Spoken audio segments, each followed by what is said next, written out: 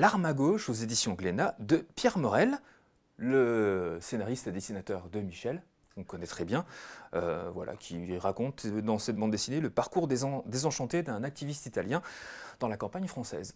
Le personnage principal, c'est Mario, et c'est un personnage secondaire de la série Michel, qui est édité à l'Employé du mois, et qui raconte les tribulations d'un journaliste radio semi-amateur, enfin, disons qu'il aimerait bien être professionnel, mais le journalisme radio en France dans les années 2020, c'est pas forcément très facile, surtout quand on est dans le sud-ouest.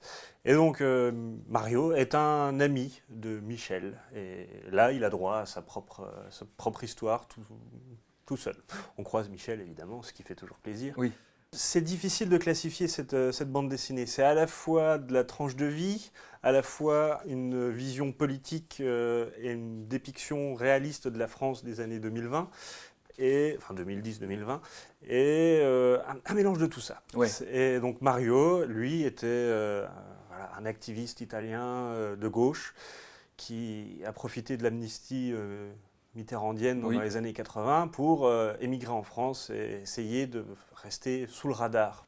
Oui, parce que dans ces années d'activisme, bon, il a kidnappé, il a demandé des rançons, enfin voilà. Il y a eu des couacs, c'était pas... voilà. Et donc, il vieillit en France. Et on le retrouve à l'aube de ses 60, 70 ans, on ne sait pas trop, alors qu'il vit en ermite, complètement perdu dans la campagne du sud-ouest. Oui, un vieux bourru comme ça, les habitants du village ne le connaissent pas trop, ils le voient de temps en temps quand il va faire ses courses, mais voilà, sans plus. Il vit tout seul dans une maison sans eau, sans électricité, il fait son potager, il offre souvent des tomates à Michel d'ailleurs. Et là il va recevoir un texto sur son téléphone qu'il garde dans une boîte qu'il ne consulte jamais, mais une de ses amies d'activisme est morte. Et donc il décide d'aller à son enterrement, mais quand on est un fugitif...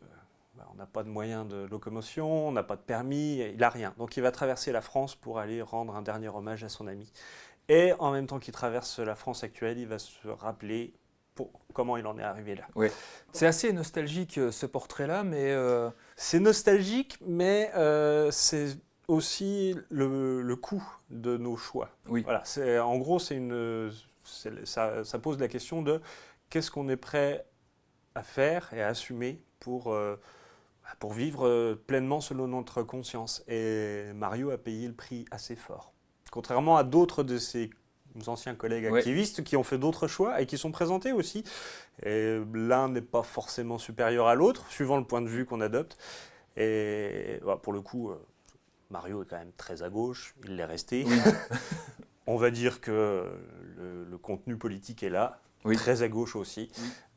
Et c'est réjouissant. Mais Pierre Morel s'intéresse quand même beaucoup plus à la psychologie du personnage sous couvert de ça. C'est un vieux bourru et au fil des pages, on s'attache à lui, vraiment. On le découvre. Et alors, il était déjà un petit peu sympathique dans Michel, mais là, de voir son parcours de vie, franchement pas simple, il y a un attachement immédiat à ce personnage. Et moi, j'ai trouvé ça très émouvant, en même temps très percutant aussi. Et j'adore le dessin de Pierre Morel aussi, très réaliste, et en même temps avec une espèce de petite légèreté, de petite poésie, vaguement à la Sampé, sans vouloir... Des traits pas très affirmés comme ça. Mais... Très lâche, très souple. Et c'est un régal de voir notamment sa vision campagnarde. Parce que, voilà... Michel traverse tout à pied, la campagne, il ne prend pas les grands axes, il ne prend pas l'autoroute forcément.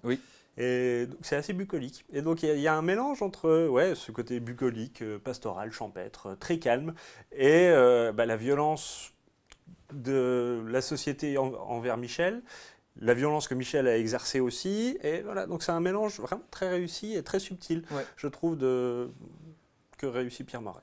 Avec plein de petits enseignements sur la vie, sur la mémoire. C'est une très belle bande dessinée, une belle réussite aux éditions Glénat. L'arme à gauche de Pierre Morel.